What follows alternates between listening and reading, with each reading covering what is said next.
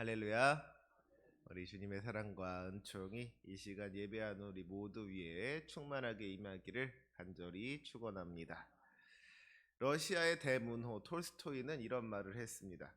인간은 노예이지 않으면 안 된다. 다만 선택된 바에 의해서 노예가 되어야 한다. 이제는 누구의 노예인가 하는 사실만 남아 있을 뿐이다. 이 말에는 우리 인간의 본질에 대한 깊은 이해가 담겨져 있습니다. 본질적으로 이 인간은 무언가의 노예일 수밖에 없다는 거예요. 어딘가에 의존적인 존재라는 것이죠. 다만 우리가 누군가의 노예가 되어서 살아갈 때에 남에 의해서 강제로 노예가 되어서는 안 되고 자기 스스로의 선택에 의해서 자기가 누구의 노예가 될 거인지를 결단하면서 살아가는 것이 그것이 옳은 일이다 하는 이야기입니다. 그리고 인간에게 자유가 있다면 자기가 무엇의 노예가 될 것인지를 선택할 수 있는 자유가 있다는 거예요. 그러니까 이런 이야기입니다. 돈을 벌기 위해서라면 뭐든지 할 수 있다. 난 돈만 있으면 다른 거 다 필요 없다라고 생각하고 살아가는 사람은 돈의 노예가 되어서 살아가는 것이고요. 권력을 얻을 수만 있다면 무엇이든지 할 수 있다는 사람은 권력의 노예가 되어서 살아가는 겁니다. 성공하기 위해서 뭐든지 할 수 있다는 사람은 성공의 노예로 살아가는 것이고, 그저 이 땅에서의 쾌락과 즐거움을 위해서 살아가는 사람은 정욕의 노예라고 할 수가 있겠죠. 꼭 이런 부정적인 것들만이 우리를 지배할 수 있는 건 아닙니다. 다른 어떤 것들보다도 가정의 행복을 중요시하는 사람이 있을 수 있죠. 내가 자녀를 위해서라면 내 모든 것을 주어도 아깝지 않다고 생각하는 부모들이 있어요. 표현이 조금 이상하게 들릴 수는 있는데 그런 사람들은 가족의 노예인 것이고 자녀의 노예라고 할 수가 있는 것이죠. 이 나라 이 민족을 위해서 내 생명까지도 바치겠다고 결단한 애국자들, 그런 사람들은 어떻게 보면 이 나라의 노예로, 민족의 노예로 살아가는 거라고 이야기할 수도 있는 거예요. 우리가 가장 사랑하는 것, 우리 삶의 이유가 되고 목적이 되는 것, 그것들이 우리 삶의 주인이 되는 것이고 우리는 그것의 노예가 되어서 살아간다 하는 것입니다. 그런 의미에서 우리 성도들은 하나님의 노예가 되어야만 합니다. 입으로만 하나님을 주님이라고 고백하는 것이 아니라 정말로 우리 주님이, 우리 하나님이 주인 되시고 내가 주님의 종이 된다 하는 마음 가지고 살아가야 한다는 것이죠. 우리가 가장 사랑하는 것, 우리 삶의 이유가 되고 우리의 삶의 목적이 되는 것이 이 세상의 다른 무엇이 아니라 우리 하나님이 되고 우리 주 예수 그리스도가 되어야 한다는 겁니다. 바라기는 그런 삶을 살아가기로 선택하고 결단할 수 있는 저와 여러분이 되시기를 주님의 이름으로 부탁을 드립니다. 그런데 사실 우리가 처음 예수님 믿을 때부터 그런 믿음을 가지고 주님을 섬길 수가 있습니까? 그렇게 주님을 사랑할 수가 있습니까? 주님만 있으면 된다고, 주님 한 분만 있으면 다른 거 다 필요 없다고, 난 주님만 있으면 행복할 수 있다고 그렇게 고백할 수 있습니까? 주님이 나의 삶의 목적이 되시고 이유가 되신다고 그렇게 처음부터 고백할 수가 있냐는 거예요. 그렇지는 않지요. 누구나 처음 우리 주님을 만날 때에는 주님을 목적으로 여기기보다는 수단으로 여기게 되는 게 솔직한 우리들의 고백입니다. 병든 자는 고침을 얻기 위해서 주님을 찾습니다. 마음이 상한 자는 위로를 얻기 위해서 주님께로 나옵니다. 포로된 자는 자유를 얻기 위해서 주님을 찾고 구하는 거예요.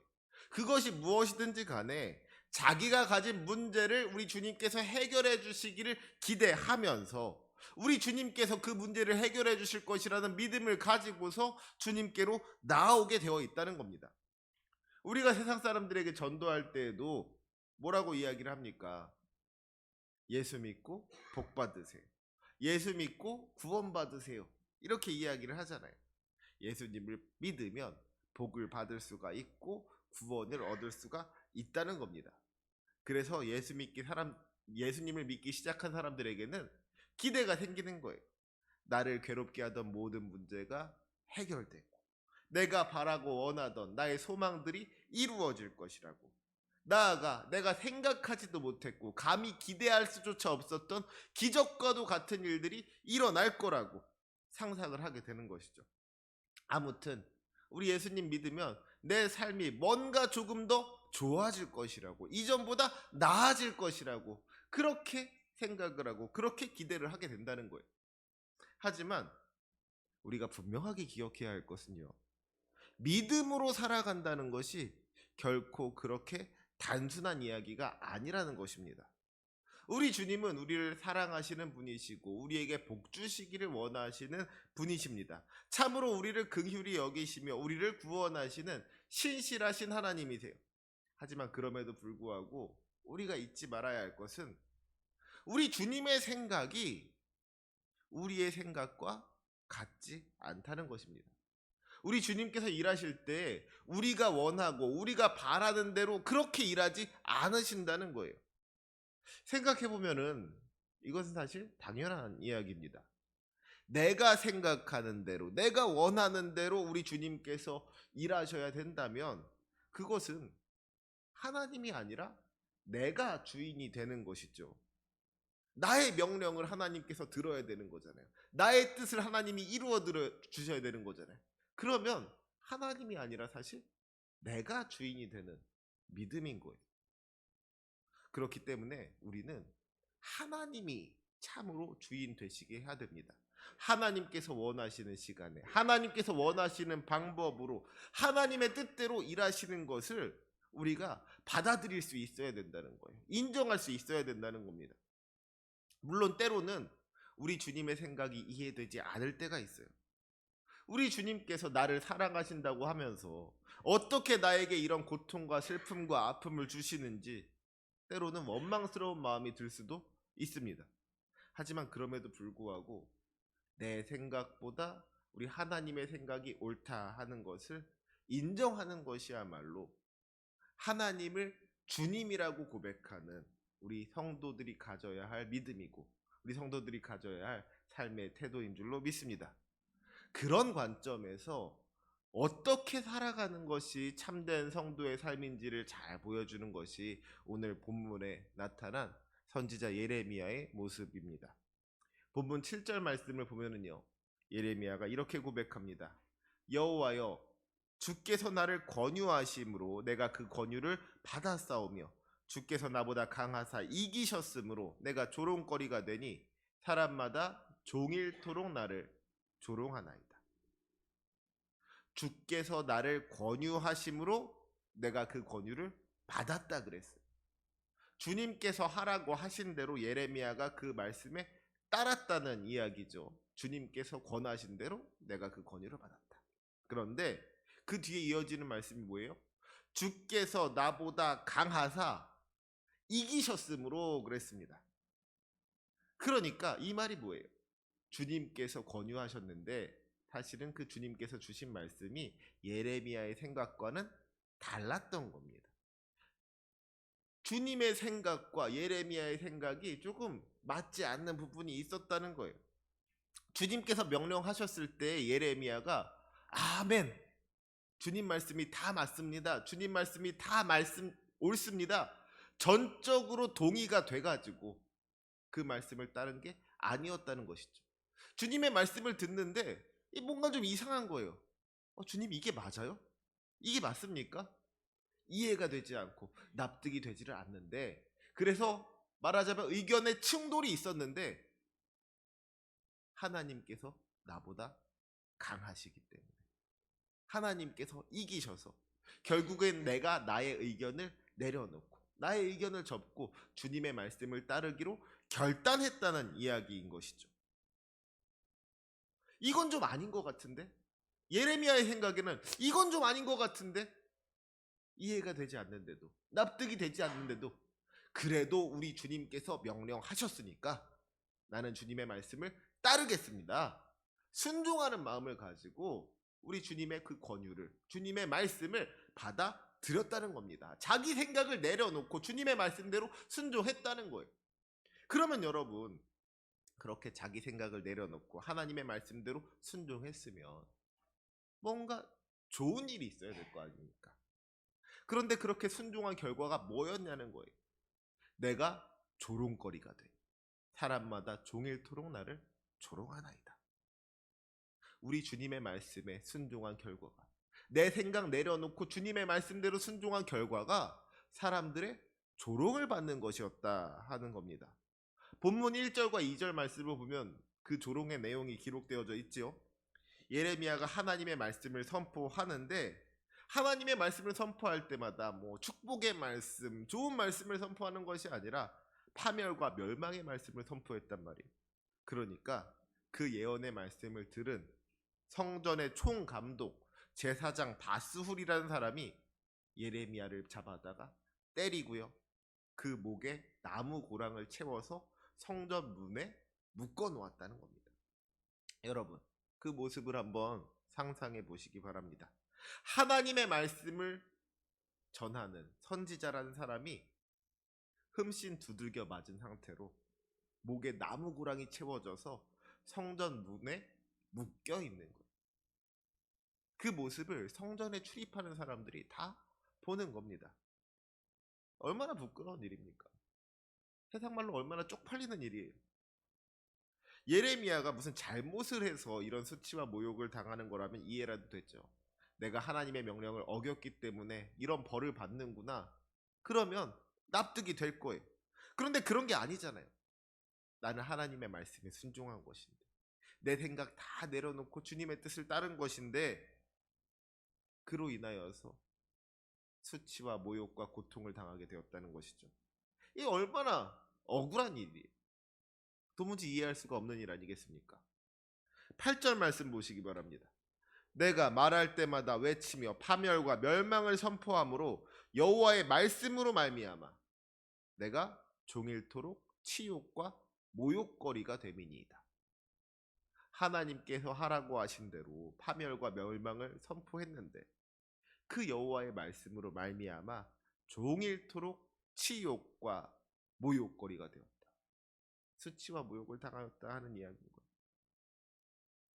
요나가 니느웨에 가서 40일이 지나면 니느웨가 무너지리라 하나님의 심판을 선포했을 때 니느웨 사람들이 하나님의 말씀을 듣고 그 말씀을 믿고 금식을 선포하고 높은 자와 낮은 자를 막론하고 굵은 베옷을 입고 회개했다 그러잖아요. 왕으로부터 시작해서 심지어는 짐승들까지도 굵은 베옷을 입고 제 위에 앉아서 회개했다 그랬습니다. 하나님의 말씀을 선포했으면 이런 기적이 나타나야죠. 그런데 예레미야는 어떻게 되었어요? 하나님의 말씀을 선포했더니 이 예레미야를 통하여서 회개의 역사가 나타나고 기적이 나타나기는커녕 예레미야가 수치와 모욕을 당하게 된 거예요. 두드려 맞고 목에 나무 고랑이 걸려서 성전 문 앞에 걸려서 지나가는 사람들에게 모욕을 당하는 시세가 된 겁니다. 내가 종일토록 치욕과 모욕거리가 되민이다. 이런 상황 속에서 예레미야의 마음이 어떻겠어요? 본문 14절부터 18절까지를 보면 이 예레미야의 솔직한 심경이 나타나고 있습니다. 특별히 18절 말씀을 보면 이렇게 고백하고 있어요. 어찌하여 내가 태에서 나와서 고생과 슬픔을 보며 나의 날을 부끄러움으로 보내는고. 이렇게 고생을 하고 이렇게 슬픔을 당하고 이렇게 부끄러움을 당할 줄 알았으면 내가 차라리 태에서 나오지 말 걸 그랬다. 태어나지 말 걸 그랬다. 내가 괜히 태어나서 이 고생을 하고 이 슬픔을 당하고 이런 부끄러움을 당하느냐. 이것이 예레미야의 솔직한 심경이었다는 것이죠. 하나님의 말씀대로 순종했음에도 불구하고 복을 받기는커녕 수치를 당하고 모욕을 당하는 그 심정이 얼마나 괴로웠겠냐는 거예요. 하지만 중요한 것은요, 바로 여기서부터 예레미야의 진짜 믿음이 나타나기 시작했다는 겁니다. 예레미야는요, 자기가 태어나지 않는 것이 나았겠다고 말하는 이런 상황 속에서도, 정말 절망적인 상황 속에서도 결코 하나님을 원망하지 않았습니다. 이럴 줄 알았으면 주님 말씀대로 하지 않았으면 좋았을 것 같다고, 내가 이럴 줄 알았으면 주님의 말씀에 순종하지 말 것 그랬다고 그러지 않았다는 거예요. 그 모든 고난과 시련과 역경 속에서도 예레미야는 우리 주님을 향한 믿음을 포기하지 않았습니다. 우리 본문 9절의 말씀 함께 읽도록 하겠습니다. 9절 말씀입니다. 시작. 내가 다시는 여호와를 선포하지 아니하며 그의 이름으로 말하지 아니하리라 하면 나의 마음이 불붙는 것 같아서 골수에 사무치니 답답하여 견딜 수 없나이다. 아멘. 지금 예레미야가요, 주님의 말씀을 선포했다는 그 이유 때문에 얻어맞고 수치를 당하고 조롱을 당했잖아요. 그래서 야, 이럴 거면 내가 왜 태어났나, 정말 죽고 싶을 정도로 괴로움을 겪고 있는 거 아니겠습니까? 그러면 여러분 같으면 어떤 반응을 보이겠습니까? 상식적으로 우리가 어떻게 반응을 보여야겠어요? 주님의 말씀을 전했기 때문에 내가 이런 고난을 당했다 그러면 진짜 인간적인 마음으로는 야, 내가 이제는 주님의 말씀 전하지 말아야겠다. 주님의 말씀을 전한다고 해서 내가 무슨 복을 받는 것도 아니고 내가 나 좋자고 한 것도 아닌데 이렇게 수치를 당하고 고난을 당하고 모욕을 당하고 내가 이제는 주님의 말씀 전하지 말아야겠다 하는 게 일반적인 상식이잖아요. 솔직히 인간적으로 그런 마음 들 수 있잖아요. 그런데 예레미야는 그렇지 않았다는 거예요. 자기의 생애를 저주하고 이 세상에 태어난 것을 후회할지언정 우리 주님의 말씀에 순종한 것을 후회하지는 않았다는 겁니다. 내가 다시는 여호와를 선포하지 아니하며 그의 이름으로 말하지 아니하리라 하면 나의 마음이 불붙는 것 같아서 골수에 사무치니 답답하여 견딜 수 없나이다. 내가 하나님의 말씀을 전함으로 말미암아 조롱을 당하고 수치를 당하고 모욕을 당하는 것은 물론 괴로운 일이지만 그것보다 더 견딜 수 없는 것이 우리 하나님의 말씀을 전하지 않는 것이다. 우리 하나님의 말씀을 선포하지 않는다고 생각만 해도 이 마음이 불붙는 것 같아서 내가 견딜 수가 없다.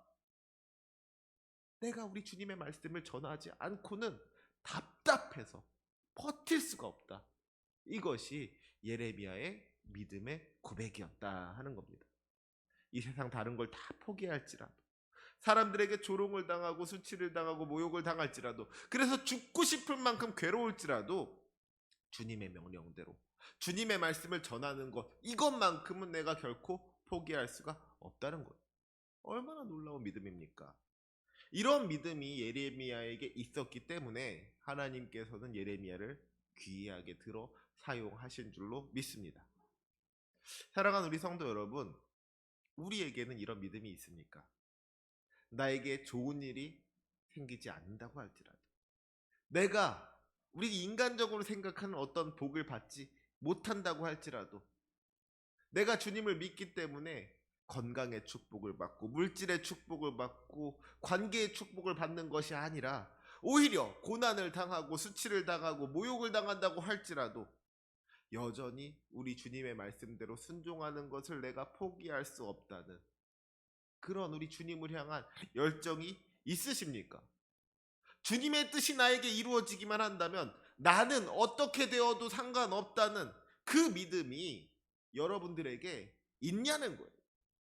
믿음으로 살아간다는 것은 결코 쉬운 일이 아닙니다. 내가 예수 믿기로 하면 정말 나의 모든 막혔던 것들이 다 술술 풀리고 만사 형통하는 것, 그것만을 바라면서 신앙생활할 수 없다는 거예요. 때로는 믿음이라는 것이 내가 믿는 우리 주님을 위해서 주님이 아닌 다른 것을 포기하고 도움이 아닌 다른 것을 버리는 것으로 이어질 때가 있습니다. 주님께서 원하신다면, 주님께서 나를 보내신다면 내가 원치 않던 길로 가야 하는 그런 일들이 우리에게 있더라는 거예요. 그 상황 속에서 주님께서 원하신다면, 이것이 주님의 명령이라면 내가 따르겠습니다. 믿음의 결단이 있어야 할 줄로 믿습니다. 주님께 영광 돌릴 수만 있다면 나는 조롱을 당하고 수치를 당해도 괜찮습니다. 우리 주님께서 높임 받으실 수 있다면 나는 저 낮고 천한 곳에 가더라도 괜찮습니다.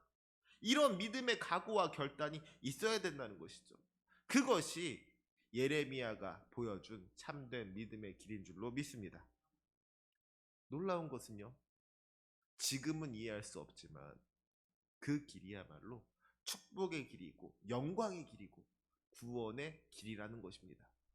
지금 당장 이 땅을 사는 동안에 몸 좀 더 건강하고 물질도 더 많이 누리고 사람들로부터 칭찬받고 인기를 얻는 것보다 이 땅에서 설령 우리가 수치를 당하고 조롱을 당하고 모욕을 당한다고 할지라도 우리를 통하여 우리 하나님의 뜻이 이루어졌을 때 우리 주님께서 허락하실 그 놀라운 영광, 하늘 영광, 하늘의 그 높은 상급이 우리를 위하여서 준비되어 있다는 것이죠. 그 축복이 이 땅에서 누릴 복보다 더 크다 하는 것을 우리가 분명하게 기억해야 할 줄로 믿습니다. 그리하여 바라기는 예레미야와 같이 그 어떤 고난에도 불구하고 우리 주님만을 높이며 주님의 말씀에 순종할 수 있는 저와 여러분이 되시기를 주님의 이름으로 부탁을 드립니다.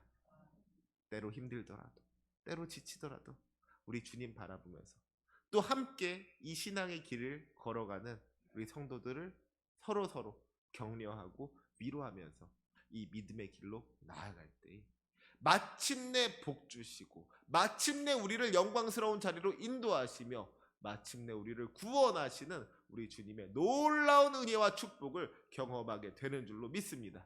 그 축복을 소유하며 살아가는 저와 여러분이 되시기를 주님의 이름으로 축원합니다. 아멘. 기도하시겠습니다. 우리를 창조하시고 지금까지 인도하신 좋으신 하나님, 우리의 도움이시여 우리의 구원이신 주님께 찬양과 경배를 올려드립니다. 입으로는 주님을 고백하면서도 정작 삶에서는 주님이 아닌 다른 것들을 의지하고 섬겼던 우리들의 모습을 주님 용서하여 주시옵소서. 우리의 믿음 없음을 용서하여 주시옵고 참된 믿음으로 나아가게 하여 주시옵소서. 주님만을 사랑하고 주님만을 의지하며 주님만을 높이는 우리가 될 수 있기를 원합니다. 우리 삶의 이유와 목적이 우리 주님 되게 하여 주시옵고 주님 아닌 다른 것들 바라보지 아니하며 살아갈 수 있는 주님의 백성 되게 하여 주시옵소서. 때로는 우리 주님을 섬길 때에 시련과 고난이 닥쳐올 때가 있습니다. 주님을 믿으면 복 받을 줄 알았는데 주님을 믿기 때문에 오히려 고난을 당하고 수치를 당하고 모욕을 당할 때가 있습니다. 주님, 그런 우리를 불쌍히 여겨주시고 긍휼히 여겨주시고 그 모든 시험을 능히 이겨낼 수 있는 힘과 능력도 허락하여 주시옵소서. 그 모든 시련으로 인하여서 우리 주님을 떠나는 것이 아니라 오히려 그 시련의 때에 더욱 주님을 붙잡을 수 있는 주님을 의지하는 굳건한 믿음의 사람으로 우리를 세워주시옵고 주님의 말씀을 선포하지 아니하면 그 마음이 불붙는 것 같아서 답답하여 견딜 수가 없다고 했던 예레미야의 열정을 우리도 갖게 하여 주시옵소서. 세상 그 어떤 고난에도 마침내 승리하게 하여 주실 주님을 신뢰하며 믿음으로 살게 하여 주시옵소서. 그리하여 장차 우리 주님의 구원을 경험케 하여 주시옵고 주님 주시는 놀라운 축복을 경험하게 하여 주시옵소서. 마침내 승리하게 하실 주님을 기대하며 감사하며 예수님의 이름으로 기도합니다. 아멘. 하늘에 계신